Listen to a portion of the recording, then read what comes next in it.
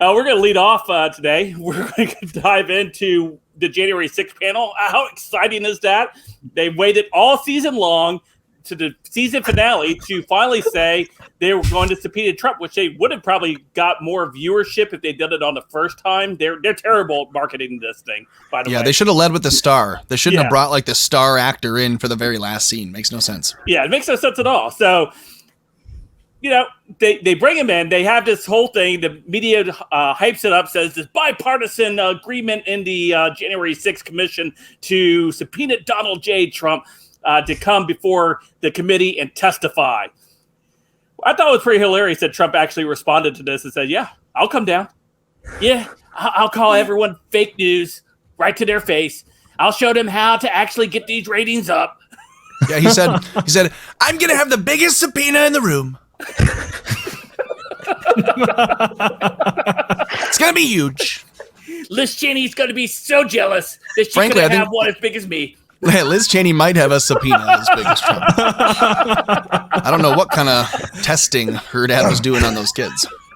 One of them came out weird and one of them came out Liz. So, well, she did compare herself to Abraham Lincoln more than once. So maybe that was the reference we were trying to. Yeah, but that was her crotch and his beard.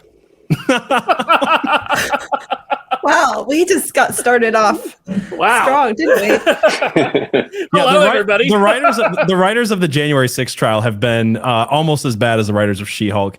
It's like Better Call Saul worked because it was a prequel and we knew that eventually we'd get to where Walter White's at, but you still had to start with Walter White. You start with Donald Trump. I honestly wonder, though, this whole thing with subpoenaing Trump at the last minute, the season grand finale, is this their bid to try to get a season 2? Is this their idea? Like, hey, would you guys please reelect us in November so you can get more of this thing that no one watches?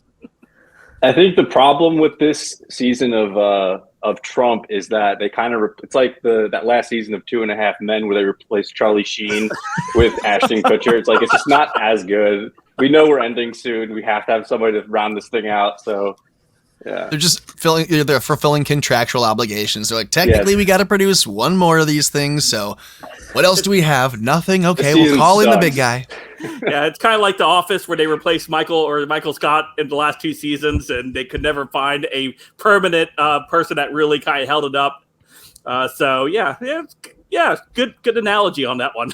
I want to know why they had a film crew going around all day on January 6th, and they just waited until now to bring that out. Yeah, Tom, or was it Tom or was it PJ that had that video? I didn't have that. I thought neither of us did. But I will ask. Nancy Pelosi's smuggling like a crystal ball or glass orbs or something that she was walking around the other day with an open shirt, and now I know what was in that. That was not boobs. That was not boobs, and that was not booze. Those were her 2 crystal balls because she's a clairvoyant. She's walking around knowing what's coming. That's why she was expecting the January 6th attack. Didn't Milo know something was coming, and he said it had something to do with the FBI? He's like, I wouldn't go there or something like that. The FBI just, careful guys, this is a setup, like the day before. So you know what? Though I said I was gonna go, and then I decided not to, and posted on my at the time parlor and said I'm not going because I'm convinced there will be a false flag. And I mean, I don't have that account anymore, but sure enough, I was saying that then too. I don't think it was just Milo. That's the point I was going to make too. Is I was another one of those people. I actually texted a few friends that were going to go, and I'm like, I got a bad feeling about this. If they're going to do a false flag, this is when they're going to do it. So maybe Milo had some inside knowledge, but I wouldn't use that as proof that he did. I think a lot of us were. I don't doubt he had inside knowledge, but he might have. He wasn't the only person that was saying that either. Right. I have that video, by the way, if you wanted to see Nancy Pelosi putting it on for the Michael, cameras. why did you encourage people to go to January 6th?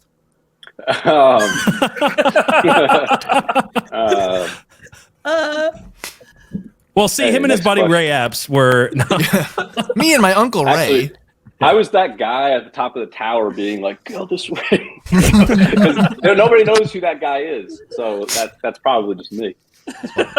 No, we didn't have audio on that. Whoever was showing that video. No, I didn't start it yet because everybody was talking. Yeah, okay, I got it. Yeah, shut up, everybody. Oh, jeez. Sorry, Mrs. Propaganda. Did we go back into session? We did go back into session, but now apparently everybody on the floor is putting on tear gas masks. Pause it for a second there. I'm trying to get more information. They're putting on. Yep.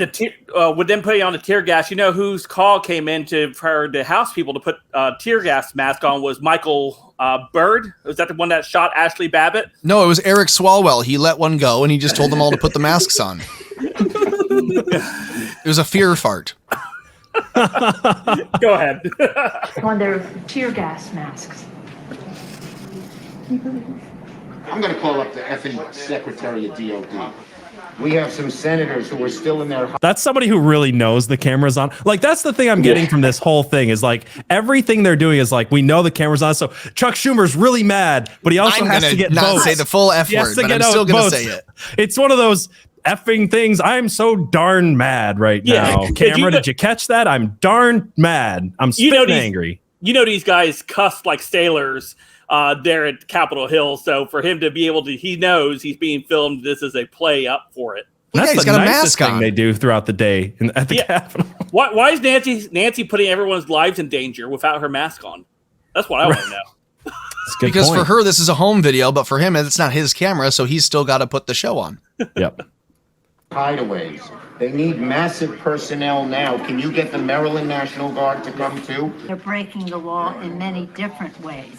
And quite frankly, much of it at the instigation of the President of the United States. Setting up the narrative before, like that's the thing. She's literally setting the narrative in place there without having any clue what's going on, supposedly. She has no idea what the speech was. She wasn't even listening to the speech, I guarantee you. Well, how could she have been? Yeah. Right. So it's like everybody's pointing out, she turned away the added security, but hires a film crew. And everything about this feels act out. There's another 30 seconds of it. We'll play that. If he could at least somebody. Yeah, why don't you get the president to tell them to leave the Capitol, Mr. Attorney General? Stop there. Law enforcement responsibility. He tried, and they booted him off of all the social media when he tried to tell everybody to go home. Remember that? Absolutely. Yeah. Peacefully, patriotically make your voices heard. And then it was go home. Yep. But that's when they kicked him off. Yep.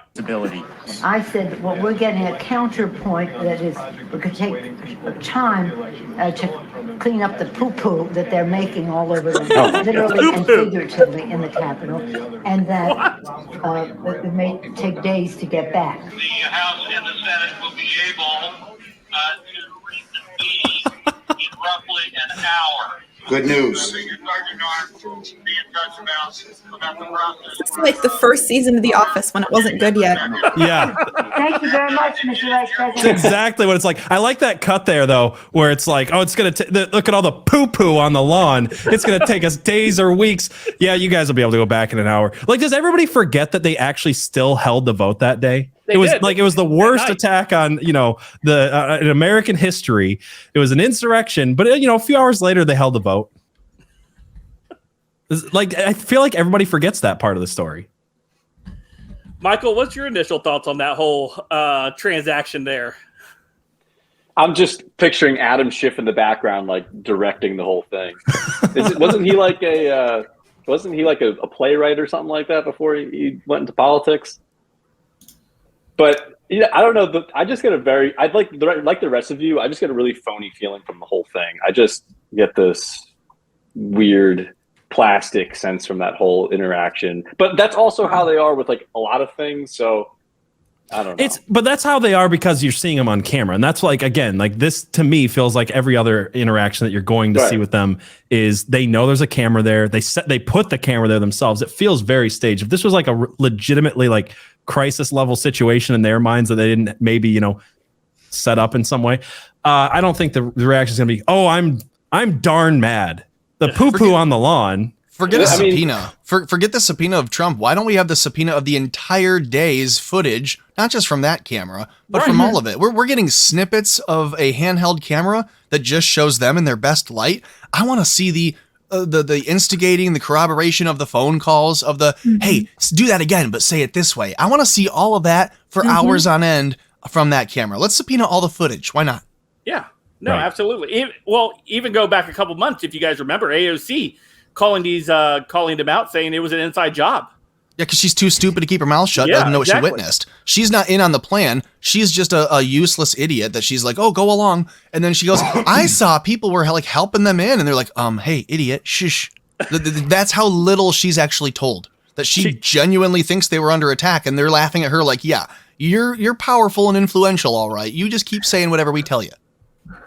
She's genuinely that's the one thing I would say. I like about AOC is she's so dumb. She's left out of all the plans. I can't trust her because she can't keep her mouth shut. So once in a while, she slips up and's like, "Oh yeah, this is what I think," and everyone's like, "Oh well, not supposed to say that part." It's like what she said about COVID. She's like, if we loosen up the lockdowns now, it will help the economy, and that'll be good for Trump and then in the elections. She said this in 2020. Yeah. She said it. She was like, if we loosen up, it'll help the economy again, and that'll be good for people.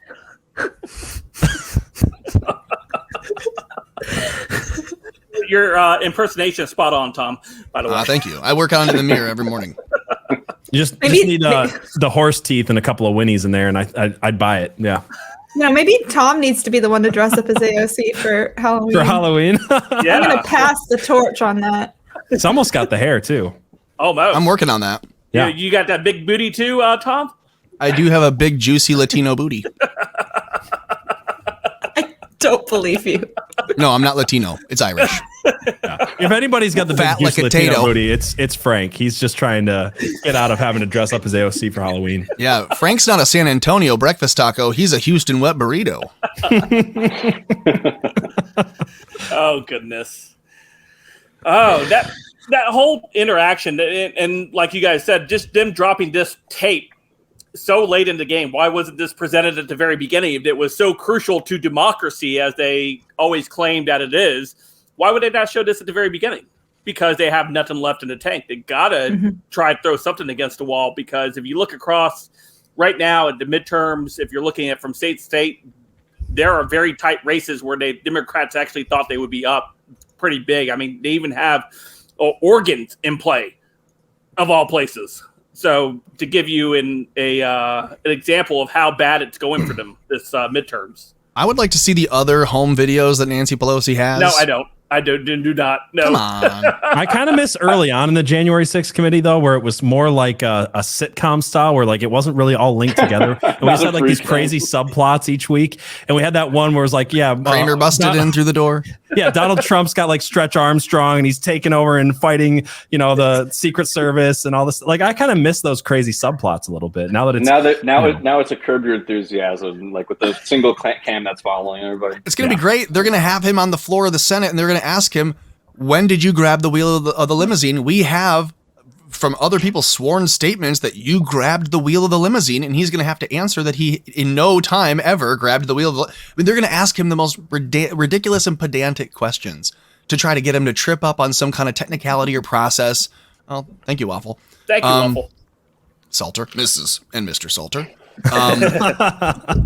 But yeah, I think this is a bad move. If they think, we're going to get him on the stand and put him in the hot seat, then they haven't watched enough of his tape of him doing this before and running laps around them. Tom, what would Trump's response be on the floor when they asked him about how did you stretch your arms so long to be able to grab the steering wheel? I want to hear it, Tom. I've got great arms and I've got great hands, but I could not grab the wheel. I was way too far back. I've got a lot of reach, but not that much.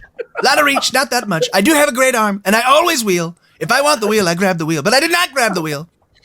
Something like that. You know what they say about those limo drivers, though. If they'll come up to you and they'll ask you, they want you to grab them. They'll let you grab the wheel. They'll let you grab if you're rich and famous. If you're rich and famous, yeah.